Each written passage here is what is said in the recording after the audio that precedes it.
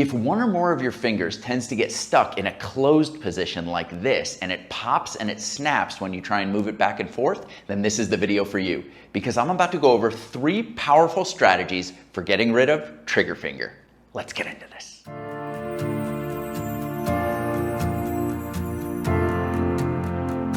Really quickly, let's talk about what's happening when your finger gets stuck in a position like this. Now, the technical name for trigger finger is a tenosynovitis, and what that means is that the sheath that surrounds the long tendons that run down into your fingers has become inflamed. Now, the purpose of that sheath is to allow those long tendons to glide smoothly and easily through a very confined space when you open and close your hand, and it works fantastic. But when you get inflammation in the sheath, you get swelling, and you can even get the formation of nodules or these painful lumps, and the sheath begins to close down, and as a result of that, the tendon can get caught inside of it. And that's what's happening when your finger gets stuck. So all of the strategies that we're about to go over are designed to reduce swelling, reduce inflammation, soften up those nodules to get rid of the pain, get rid of the popping and snapping, and restore full range of motion to your hand. Strategy number 1 is to use vibration or percussion therapy to bring in a fresh supply of nutrients, flush out metabolic waste, and soften up any nodules that have begun to form inside of that ligamentous sheath. Now, this is a situation where having the right tool for the job is incredibly helpful, and my tool of choice is a handheld massage gun.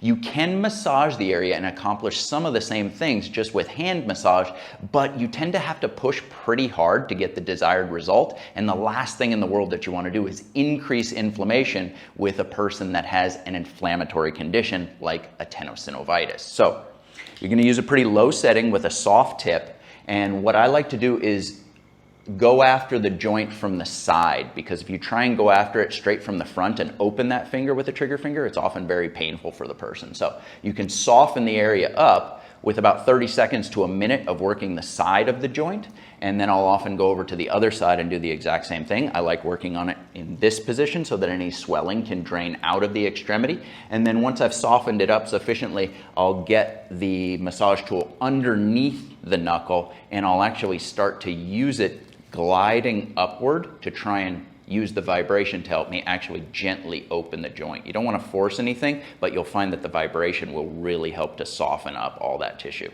Once you finish 30 seconds to a minute in each of those 3 locations, notice how when I wiggle my fingers, there's a tendon jumping out of here in the hand, because that tendon runs all the way down to a muscle belly down here. So we want to work the entirety of that muscle and tendon. So I'll spend about 30 seconds working the tendon. So in this case, just trace down from the finger and you'll find the tendon. And if you find any tender spots, you can just stay there for about 30 seconds. And then notice when I wiggle, muscle belly down here moves. Then I'll get down and work my way through the muscle belly and find if there's any tender spots.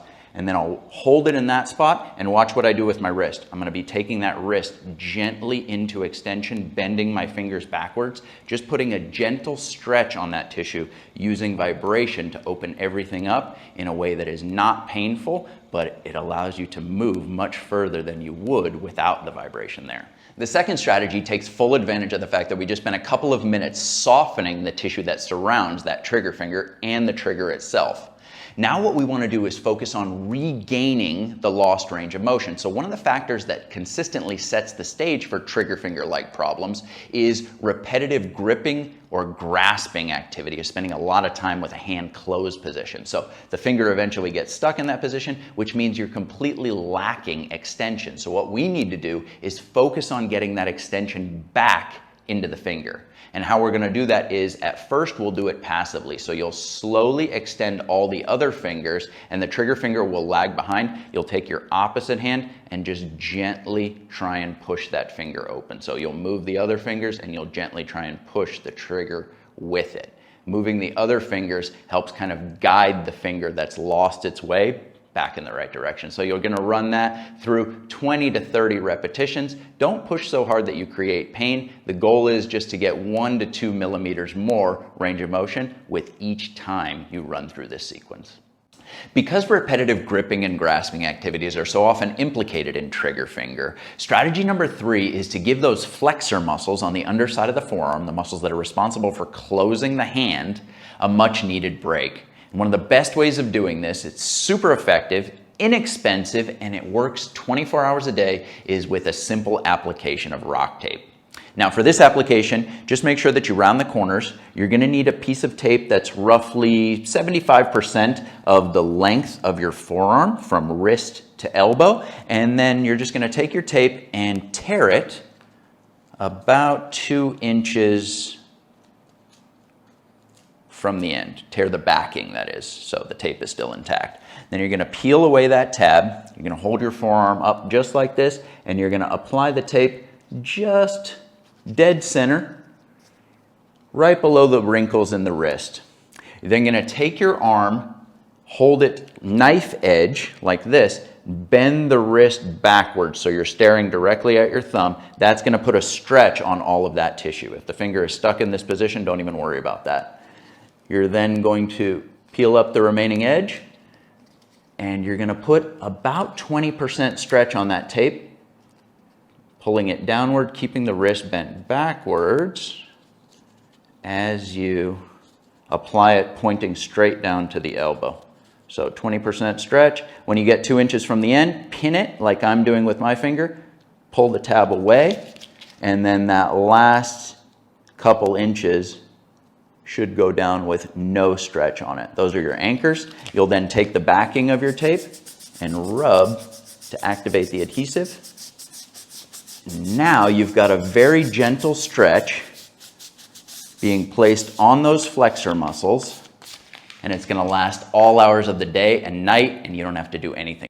One final strategy that I use in the clinic all the time in people that are suffering with trigger finger is I give them some nutritional support. Now, because this is an inflammatory condition and that sheath or that tunnel is being closed down with inflammation and swelling, the goal here is simple. All I want to do is bring down inflammation and get rid of swelling to help open up that tunnel and allow that finger to move easier.